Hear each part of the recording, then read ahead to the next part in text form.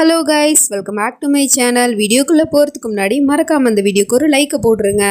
Last பார்ட்டில் நம்ம ஹீரோயினிக்கிட்ட ஈவனும் நான் தான் உன்னோட புருஷன் அப்படிங்கிற உண்மையை சொல்லியிருப்பான். இந்த விஷயத்த கேட்டு அவள் பயங்கரமாக ஷாக் ஆகுறா. அது மட்டும் இல்லாமல் அவளை பிடிச்சி வச்சுக்கிட்டு இதுதான் உண்மை, நீ நல்லா யோசிப்பாரு அப்படிங்கிற மாதிரி சொல்லிட்டு இருக்கான். ஆனால் இதுதான் உண்மை, நான் என் அப்பா அம்மா ஏன் என்கிட்ட இந்த விஷயத்தை பற்றி சொல்லலை அப்படிங்கிற மாதிரி கேட்குறா. அவங்க எல்லாருக்குமே உண்மை தெரியும், ஆனாலும் உங்ககிட்ட மறைக்கிறாங்க.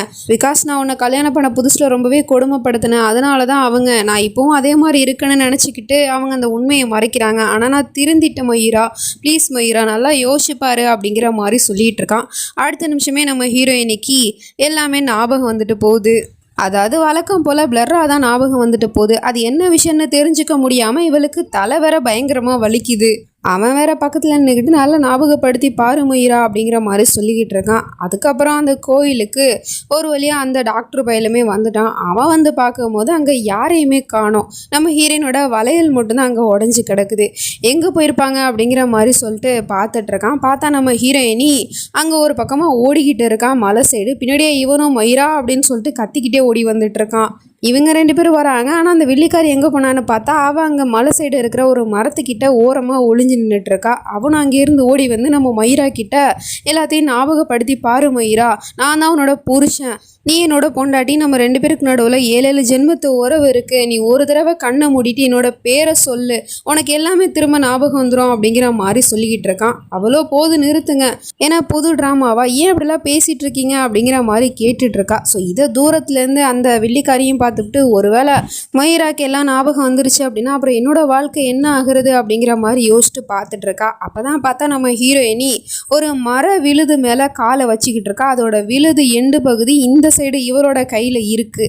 அடுத்த நிமிஷமே இவ என்ன பண்ணுறான்னா அவளை சாகடிச்சே ஆகணும் அப்படின்னு சொல்லிட்டு அந்த மர விழுதை வந்து பிடிச்சி இந்த பக்கமாக இழுத்துடுறா. அதில் நம்ம ஹீரோயினி அப்படியே போய் மலையில் கீழே விழுந்துடுறா. இவனும் பின்னாடியே மயிரா அப்படின்னு சொல்லிட்டு கத்திக்கிட்டு போய் விழுந்துடுறான். அப்புறம் அந்த இடத்துக்கு நீலும் அப்பா அம்மாவுமே வந்துட்டாங்க. ஆனால் அவங்க ரெண்டு பேரையுமே ஆளக்கானமே அப்படிங்கிற மாதிரி பார்த்துட்ருக்காங்க. பார்த்தா நம்ம ஹீரோயினி செத்து போயிட்டாங்களா அப்படின்னு பார்த்தா இல்லை, அவங்க ரெண்டு பேரும் முன்ன தொங்கின மாதிரியே மரத்தில் தொங்கிட்டு இருக்காங்க. அதாவது அவன் மேலேயும் இவ கீழேயும் தொங்கிட்டு இருக்கா. அதே மாதிரி இவனும் ஒத்த கையில் அவளை பிடிச்சி வச்சுட்ருக்கான். மயிரா என்னோட கையை விட்டுறாத, ப்ளீஸ் என்னோட கையை டைட்டாக பிடிச்சிக்கோ அப்படிங்கிற மாதிரி சொல்லிட்டு இருக்கான். அது மட்டும் இல்லாமல் போன தடவை நான் உன்னை இழந்துட்டேன், இந்த தடவை நான் உன்னை இழக்க விரும்பலை, நீ என்னோட கையை மட்டும் டைட்டாக பிடிச்சிக்கோ மயிரா, ப்ளீஸ் விட்டுறாத அப்படிங்கிற மாதிரி சொல்லிட்டு இருக்கான். இவன் சொல்கிற ஒவ்வொரு வார்த்தையுமே ஏற்கனவே நடந்த விஷயம் தானே, அதெல்லாம் அவளோட மண்டைக்குள்ளே திரும்ப திரும்ப கேட்டுக்கிட்டே இருக்குது. அப்போ யோசிச்சு பார்த்தவளுக்கு இது வரைக்கும் பிளர்ரா ஞாபகம் வந்த எல்லா விஷயமே இப்போது ரொம்ப கிளியராக தெல்ல தெளிவாக அந்த விஷனில் வர்றது நம்ம ஹீரோ தான் அப்படிங்கிற விஷயம் நல்லாவே தெரிஞ்சு போச்சு. அதாவது இவளுக்கு பழசு எல்லாமே திரும்ப ஞாபகத்துக்கு வந்துருச்சு. அதுக்கப்புறம் அவன் சொன்னான் இல்லையா, கண்ணை மூடி என்னோட பேரை மட்டும் சொல்லு, உனக்கு எல்லாமே ஞாபகம் வந்துடும் அப்படிங்கிற மாதிரி சொல்லிட்டு உடனே இவளும் கண்ணை மூடி யோசிச்சு பார்த்ததுல எல்லாமே ஞாபகம் வந்துருச்சு இல்லையா. ஓம்கார் அப்படின்னு சொல்லிட்டு அவனோட பேரை சொல்லி கூப்பிட்டுட்டு இருக்கா. அவனும் திரும்பி பார்த்துட்டு இருக்கான். எனக்கு எல்லாமே ஞாபகம் வந்துருச்சு ஓம்கார், நீங்கள் யாருங்கிறத நான் தெரிஞ்சுக்கிட்டேன், நீங்கள் என்னோட புருஷன் அப்படிங்கிற விஷயத்த அவளும் சொல்லிடுறா. ஸோ இந்த விஷயத்தை கேட்டு அவனுக்கு ரொம்ப சந்தோஷமாக இருக்குது. உடனே இவன் கஷ்டப்பட்டு ஒத்த கையால் அவளை தூக்க முயற்சி பண்ணிக்கிட்டு இருக்கான். அப்படியே கத்துறான் இல்லையா, அந்த சவுண்டு வந்து அங்கே இருக்கிறவங்களுக்கு கேட்டுருது. அந்த பக்கமாக தான் ஏதோ சத்தம் கேட்குது அப்படின்னு சொல்லிட்டு ஓடி வந்து பார்க்குறாங்க. நம்ம ஹீரோயினியை ஒரு வழியாக காப்பாற்றி இவன் தூக்கிட்டு வந்துட்டான். அவன் பாட்டுக்கே சிரிச்சிட்டே உட்காந்துருக்கான் பக்கத்தில். ஆனால் மொத்த குடும்பமே பதறாங்க. மயிரா அவனுக்கு என்ன ஆச்சுமா ஏதாச்சுமா அப்படின்னு சொல்லிட்டு. டாக்டர் சொல்கிறான் இந்த மாதிரி மயக்கத்தில் தான் இருக்கா, இவளுக்கு எதுவும் ஆகலை அப்படிங்கிற மாதிரி சொல்லிட்டு. அப்போ இவன் சொல்கிறான் அப்பா கிட்ட, மயிராக்கு எல்லாமே ஞாபகம் வந்துருச்சு, இதுக்கப்புறம் நீங்கள் என்னோட மயிரா கிட்ட எந்த ஒரு பொய்யும் சொல்லி அவளை ஏமாற்ற முடியாது அப்படிங்கிற மாதிரி சொல்கிறான். இந்த விஷயத்தை கேட்ட உடனே டாக்டர் முகம் மாறுது. உடனே வாங்க ஹாஸ்பிட்டல் தூக்கிட்டு போகலாம் அப்படின்னு சொல்லிட்டு தூக்கிட்டு போயிட்டு அவளுக்கு வந்து ட்ரீட்மெண்ட் நடந்துக்கிட்டே இருக்குது. அந்த கேப்பில் ஒருத்தி அங்கே உள்ளே வந்துக்கிட்டு இருக்கா, நர்ஸு கேட்ட போட்டுக்கிட்டு. அது வேற யாரும் இல்லை, அந்த வெள்ளிக்காரி தான். அவையே இங்கே வரான்னு தெரியல. அதே சமயம் இவனும் மயிராக்கு இன்ஜெக்ஷன்லாம் போட்டு விட்டுட்டு அங்கே இருக்கிற நர்ஸுக்கிட்ட பார்த்துக்கோங்க நான் வெளியே போயிட்டு வரேன் அப்படின்னு சொல்லிட்டு அவன் இங்கே இருந்து கிளம்பி போயிடுறான். வெளியே வந்த உடனே நம்ம ஓம்கார் என் பொண்டாட்டி எப்படி இருக்கா, நல்லா இருக்காளா அப்படிங்கிற மாதிரி கேட்டுட்டு இருக்கான். யாரா நீ, என்னோட கல்யாணத்துக்கு வந்து நான் கல்யாணம் பண்ணிக்க போகிற பொண்ணையே நீ தூக்கிட்டு போயிட்டு இப்போ என்கிட்டே வந்து இவ்வளோ திமிரு இருந்தால் அவள் எப்படி இருப்பான்னு கேட்டிருப்ப அப்படிங்கிற மாதிரி சொல்லிட்டு இவனுங்க ரெண்டு பேரும் இங்கே சண்டை போட்டுட்டு இருக்கானுங்க. அந்த கேப்பில் அவள் உள்ளே போய் இந்த இந்த மாதிரி டாக்டர் நீல் உங்களை கூப்பிடுறாங்க, நீங்கள் வெளியே போங்க அப்படிங்கிற மாதிரி சொல்லிட்டு அங்கே இருக்கிற நர்ஸை வெளியே அனுப்பிச்சி வச்சிடுறா. அதுக்கப்புறம் இவன் என்ன பண்ணுறான்னா நம்ம ஹீரோயினோட முகத்தில் பில்லோ வச்சு அமுக்கிக்கிட்ட இருக்கா. அவளை சாகடிக்கிறதுக்காக தான் வந்திருக்கா போல். நம்ம ஹீரோயினையும் மூச்சு விட முடியாமல் துடிக்கிறா. அவளும் எவ்வளோ போராடிட்டு இருக்கா. ஆனால் இவ போட்டு நல்லா அமுக்கிக்கிட்டு இருக்கா. அப்படி இவனுங்க 2 பேரும் சண்டை போட்டுட்டு இருக்கும்போது அந்த நர்ஸு வெளியே வரதை பார்த்துட்டு, நீ இங்கே என்ன பண்ணிட்டு இருக்க, உன்னை மயிராவை தானே பார்த்துக்க சொல்லி விட்டு வந்தேன் அப்படின்னு சொன்னா. இல்லை, நீங்கள் தான் கூப்பிட்டதாக ஒரு நர்ஸ் வந்து சொல்லிட்டு இருந்தாங்க அப்படின்னு சொன்னால். என்னது நர்ஸா, நான் எதுக்காக உன்னை கூப்பிட போகிறேன் அப்படிங்கிற மாதிரி மொத்த பேரும் யோசிச்சு பார்க்குறாங்க. அப்படின்னா மயிராவோட உயிருக்கு ஆபத்து அப்படின்னு சொல்லிட்டு எல்லாரும் தலைதறிக்க ஓடி வந்து பார்க்குறாங்க. அவங்க ஓடி வரதை இவளும் தெரிஞ்சுக்கிட்டு அங்கே இருக்கிற ஜன்னல் வழியாக குதிச்சு எஸ்கேப் ஆகி ஓடி போயிடுறா. அப்புறமா தான் எல்லாரும் ஓடி வந்து பார்க்குறாங்க. மயிரா உனக்கு எதுவும் ஆகலையே அப்படிங்கிற மாதிரி சொல்லிட்டு நம்ம ஹீரோ பக்கத்துலேயே உட்காந்து அவகிட்ட கேட்டுட்டு இருந்தா. அப்பாவை கோவப்பட்டு, நீ இங்கேருந்து கிளம்புடா ஃபஸ்ட்டு, ஒன்னால தான் என் பொண்ணுக்கு ஆபத்து அப்படின்னு சொல்லிட்டு அவனை அந்த ரூமை விட்டே துரத்தி விட்டுறாரு. இங்கே அந்த வெள்ளிக்காரி நர்ஸு ட்ரெஸ் போட்டிருந்தா இல்லையா, அதை கழட்டி ஒரு குப்பை தொட்டியில் போட்டுட்டு அங்கேருந்து எஸ்கேப் ஆகி போக பார்க்குறா. அதே சமயம் இந்த பக்கம் அப்பாவும் நம்ம ஹீரோவை பிடிச்சி திட்டி விட்டுட்டு இருக்காரு. அப்பன்னு பார்த்து கரெக்டாக அந்த இடத்துக்கு நம்ம ஹீரோயினி வந்துடுறா. அவள் வந்த உடனே இவன் போயிட்டு அவளை கட்டி பிடிச்சிட்டு, நீ வந்துட்டியா மயிரா, உனக்கு எல்லாமே ஞாபகம் வந்துருச்சுல, இதுக்கப்புறம் நம்ம இங்கே ஒரு நிமிஷம் கூட இருக்கக்கூடாது, வா போகலாம் அப்படிங்கிற மாதிரி கூப்பிட்டுட்டு இருந்தா. யார் நீங்கள், எதுக்கு அப்படிலாம் பண்ணிக்கிட்டு இருக்கீங்க அப்படிங்கிற மாதிரி கேட்டுட்டு இருக்கா. இவனுக்கா பயங்கரமான ஷாக்காக இருக்குது.